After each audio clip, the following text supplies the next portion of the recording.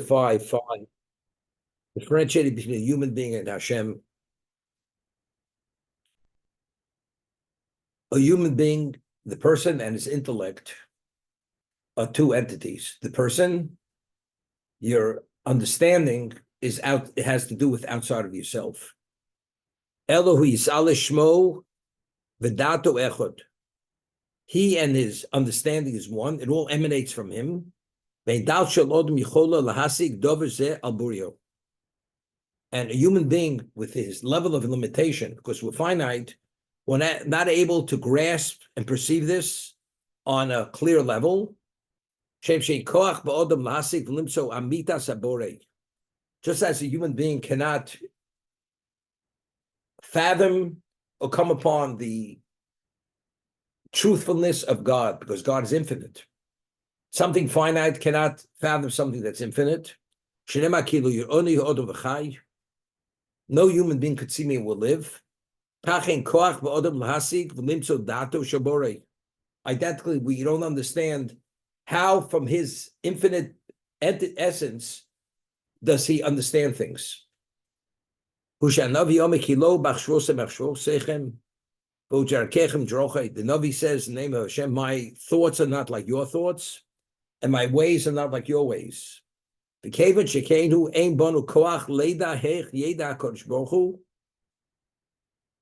that's the case, we don't know or understand. How does God know? He knows whatever exists. How does he come upon every aspect of existence? The one thing we know for sure, that a human being can exercise his own choice. Our actions, our behavior are determined by ourselves. And God does not in any way draw him or decree you must be whatever you must be. Now, it's interesting. The Chovos of Vavos writes, Duties of the Heart, that you find people, they have different interests in life. One person wants to be a cabinet maker. Another person wants to be an architect. Another person wants to be a manufacturer. Another person wants to be a salesman. Person wants to be a fireman. Person wants to be a sanitation worker. Person wants to be a teacher. Person wants to be a diamond cutter, a goldsmith, a weaver, a dyer. Where do these interests come from? It's an interesting insight. He says, if you have a king and he has a palace, and there are all kinds of levels of responsibility you need to maintain the palace.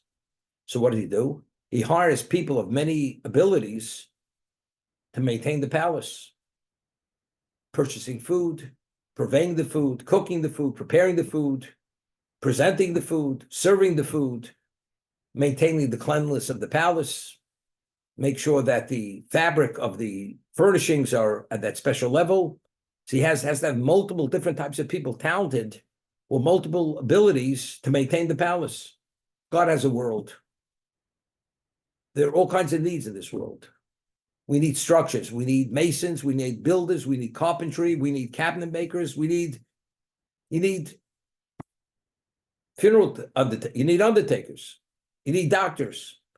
So every person in his life, the reason why he has an interest in pursuing that particular field or career is because God puts that in his mind, and as a result of that, that's why he pursues that interest. So by implanting different interests in different people's minds, and they have capacity to succeed in that, the person pursues that path to become that, because and as a result of that, he will accommodate the needs of the world based on his level of ability and his expertise in whatever it may be. That's Chovos Levavos. So really, you have choice to pursue it or not. You have an interest. You have an interest to take advantage, or you could sit down at the creek with Huckleberry Finn and Tom Sawyer and go fishing with a cob pipe in your mouth. You don't have to. But if I would be doing this, I'd be a professor at Harvard. You got it? Why? Because I enjoy teaching a specific subject. So all the interests are planted, whether you take advantage of the interest or not. That's each person. That's his choice. But why this and not something else? I have no interest in law. I have no interest in whatever it may be. This is my interest. But how a person should be, what draws him or anything, that's each person's interest. Why you take initiative, why you don't take initiative. That's free choice.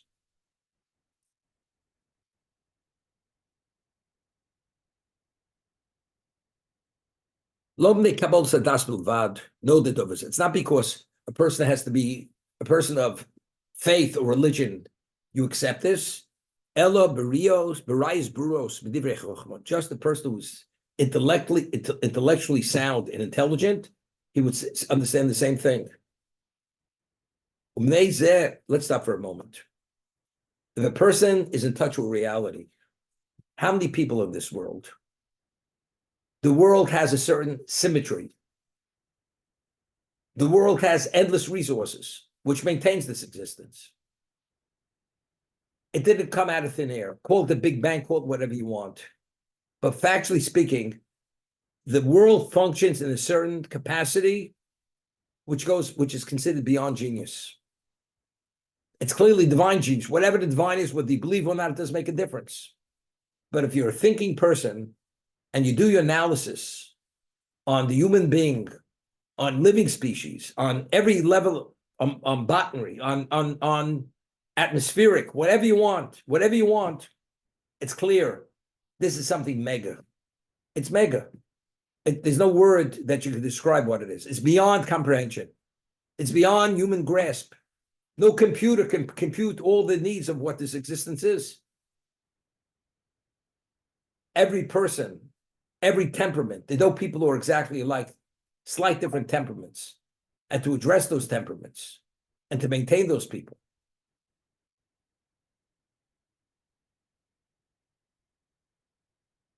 You ever think of it, unrelated, slightly related, we're speaking. How many people have existed from beginning existence till now? Today we have billions of people. There's a lifespan. When they die, that means there's enough room in the ground, even if you don't believe in cremation, to put them in the ground and put them in the ground and put them in the ground. It's like an endless bottomless pit in terms of being a location to put the dead. It's not to be believed. People span centuries, millennia, same location. You know, the Romans may have thrown people to the lions, but the remains of people, most people weren't food for the lions, and for the tigers or whatever other predator animals they had.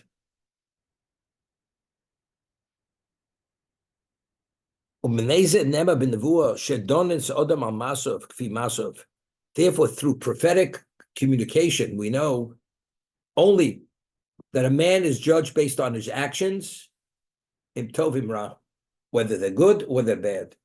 If the person achieves something positive, he will be rewarded. If he chose to do something negative, he'll be punished. And it's all based on nevuah, on prophecy. Even how does the prophet become a prophet? He has to choose a certain way of life, which is purity, and remove himself from material existence and live at a higher plane, that he should be the vessel or the receptacle to receive that communication.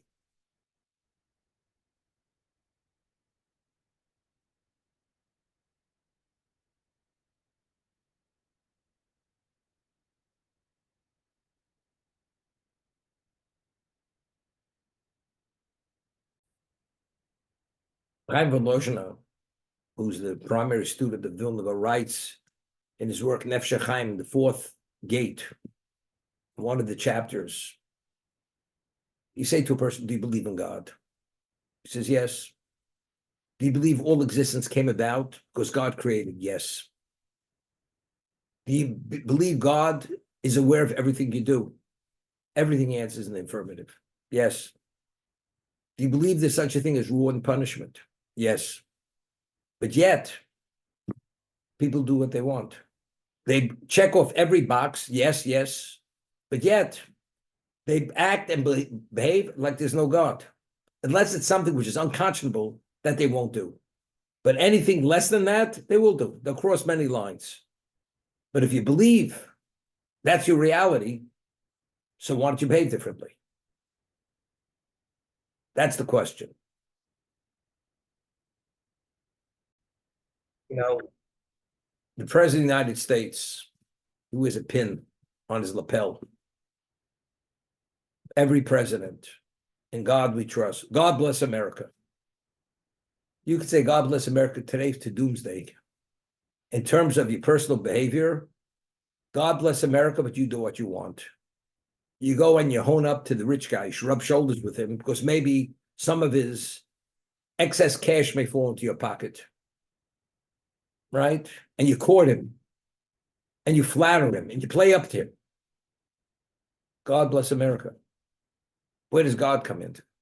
In God we trust. It's printed and it's embossed on the coins, on the currency. In God we trust. But how does mankind behave? We behave the way we want to behave. It's choice. But it seems to be contradictory. So he says something interesting. We are physical beings. We only have a capacity. There's a concept known as internalization. Well, Larry likes the word, you have to be touched. If a person has a capacity to internalize something, it's just not abstract information. Like we say, it's interesting. It's interesting. You could say it's interesting. Interesting insight. But be touched by that insight, you have to have the capacity to internalize. If you have no capacity to internalize, it's less than water off a duck's back. Has no effect on you whatsoever. Maybe for a moment. Like it's amazing. It's profound. But then you continue going, behaving as you normally behave. What is Torah? Ner mitzvah Torah, or when we study Torah, which is the will of God, which is the ultimate spiritual energy, what does that do? It spiritualizes us. Because it spiritualizes us, when we speak, our mouths, our mind, our emotion is all touched by that spirituality of Torah. As a result of that, the person assumes a certain spiritual capacity, because there's a spiritualization process which comes about through the study of Torah. So as a physical being, to be touched by spiritual concepts or spiritual energies or realities has no relevance to the person whatsoever. But if you're spiritualized, that means you have a sense, although we can't understand God, God is infinite, but we have a sense of what he is and what his value is, and understand consequences, positive and negative. We began sensing what that is. And we could sense why I should do a mitzvah. And I could sense the wrong in doing transgressing. I could sense it. Why do you sense it? Other people don't have that sense. The answer is because other people, those senses were never activated and developed within the people, because you could only activate and develop those senses, the acuity of those senses, only through spiritualization, which is the spiritualization of Torah. But what kind of Torah? Person studies Torah. Shlo lishmo, purely for intellectualism. That Torah is not going to do the trick. It has to be studied with a reverence for God, with a fear of God, with doing it for his sake of God, what we call the Shema. When you study it in that qualitative context, with reverence, with love, with whatever it is, then that you become spiritualized. It's more just than emotion. I'm emotionally attached. But rather, that becomes your capacity, because the spiritualization has taken place within yourself. Therefore, when these concepts are presented to you, you can embrace them, internalize them, and therefore you begin functioning and you gravitate towards them as a result of your choices that you made previously. It's very profound. Sometimes traveling in the car with my wife and you see a beautiful sunset or a cloud dispersion, clouds, the blue sky, everything. And I say, Rembrandt, as good as he was, couldn't duplicate that. Couldn't duplicate it. It's like or taking. When you see Rembrandt, if you have appreciation for art, it's or taking. You're awestruck. But when you see sunrise, sunset, any of this, yeah, I've seen something similar in the Hayden Planetarium. You know, when it used to be, you know, you got in for a quarter. And if you were part of a school, you didn't even have to pay to get in. And I got myself a stiff neck, which I still remember when I was 10 years old, when I was in the Hayden Planetarium. It was the most boring experience I ever experienced in my life.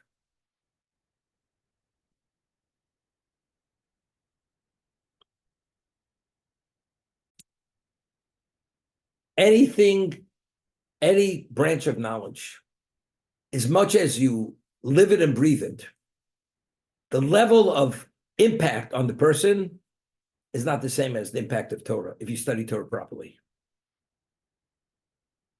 The level of excitement, the level of appreciation, the level of self, what it does for you, nothing comparable to that. We find, well, it's based on the Zohar, based on the Gemara, based on many medrash, that when God gave the Torah at Sinai, normally the person sells a product. Even the person who created the product. You buy the product, all of a sudden, the person who sells the product wants to move into the house where you have the product. The person says, you know, I bought the product, I didn't buy the manufacturer. You stay home. But when God gave us his Torah, he says, V'yikhu li truma. When you take the Torah, you take me along with it. I mean, that is the catalyst that attaches us to him. Once you're attached to him, that's a spiritualization process. Once it's spiritualized, you have the capacity to internalize what he is. Therefore, you're touched by him.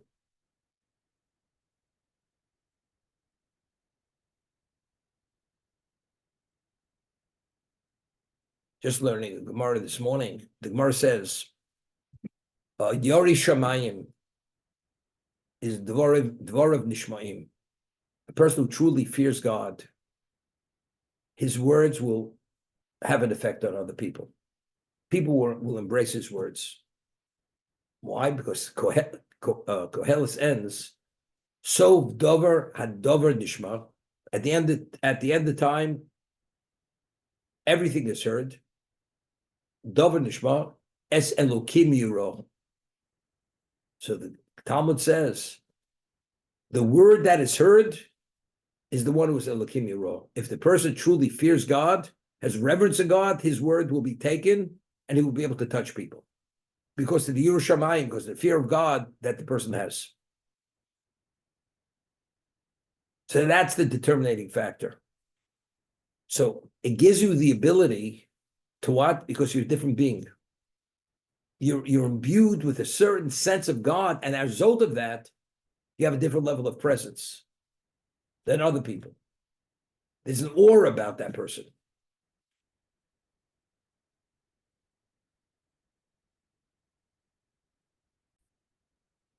Like I said, you can appreciate what the Chazon Ish says. The Chazon Ish says that he never met a person who said offered an insight in Torah that was true, unless he was a Yoreh Shamayim. Person has fear of God in a special way. He has the worthiness to come upon the truth of Torah. A person is not a Yoreh Shamayim, which is the totality of the world. That is the ultimate purpose, to acknowledge it. That person can never come upon truth. He may say something ingenious, say something witty, but that's not what the Torah is saying. What's the reason? Because a person who has Yirah Shamayim, who fears God, that means who's primary in your life? Who dictates your life? God. Once God dictates life, therefore, now what's the narrative? What is the script? The script is called Torah. So God gives you the ability to come upon its truth, because that's the way you want to live your life, because due to the fear of God that you have. But a person has no fear of God, God's not going to allow him to be privy to the secrets of the Torah to come upon its truth.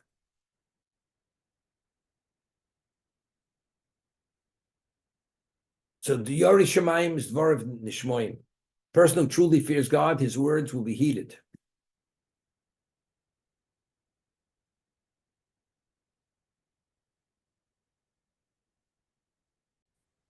Most families didn't have very much.